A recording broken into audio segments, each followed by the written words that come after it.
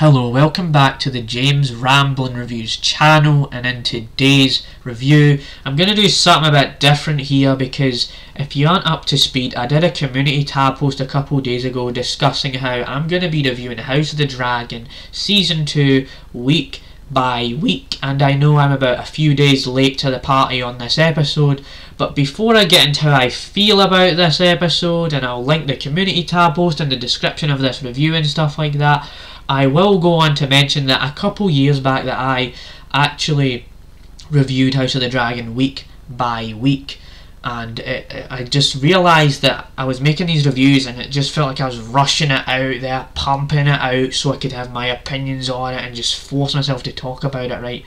I remember times when I would, like 30 minutes later, I would do the review, put it out there, not have any thought about it, my hair would be messy or my eyes would look really red, and it was just really weird. I didn't really put much thought into it. So this time around I've actually got a background image of House of the Dragon Season 2. If you're watching this video, you'll see that background image. It'll also be in the thumbnail of this video.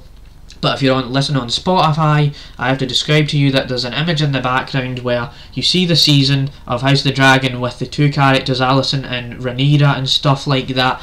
So without further ado, I'll get straight into what this review or what this plot is about, sort of thing.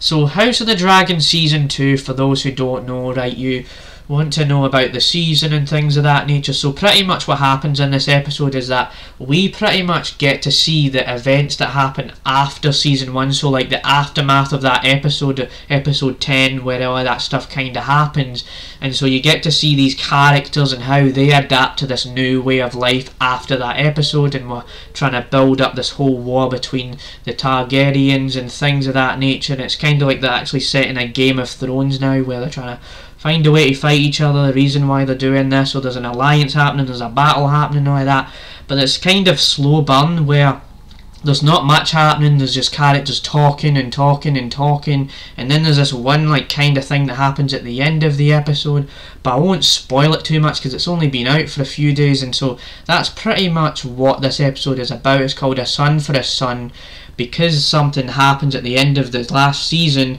that it has an effect on what happens inside of this episode.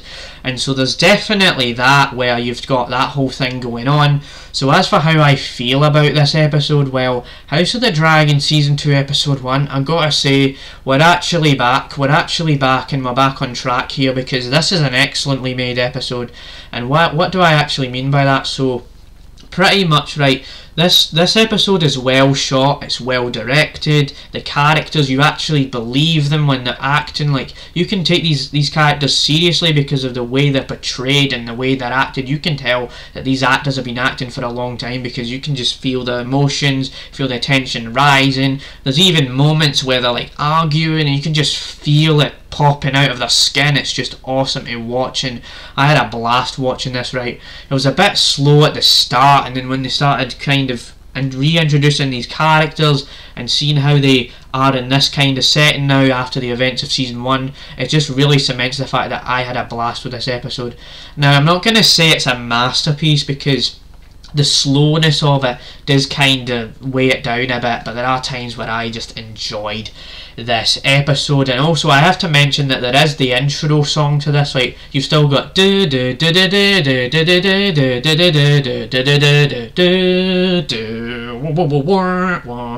want to get copyrighted, so I won't say it fully, but I definitely appreciated the intro to this episode as well, because it was kind of like a tapestry of how everything is going on. It's different to how the first season had all the bloodline thing, it was connecting, and then you would see the House of the Dragon logo at the end and stuff like that.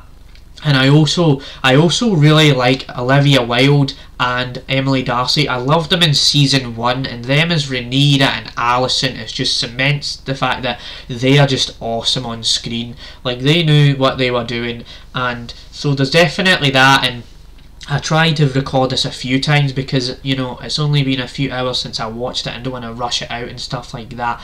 And so that's my thoughts on the episode. I didn't want to ramble on too long all the time and things of that nature. So if you want to really want to see more of my reviews on this, then definitely do that, because I cannot wait to watch more of this show. I did kind of oversell it and overhype it the last time, but just with the addition of re-watching it, re-experience it, refreshing my mind on it, watching recaps, it's getting me into this mindset where I'm just happy that it's coming back and stuff like that. I wish it wasn't 2 years later, but we'll definitely see how the rest of the season turns out. So that's kind of it, right? I hope you enjoyed this review, and we'll stay tuned for more like it. And that's how I think about House of the Dragon Season 2 Episode 1.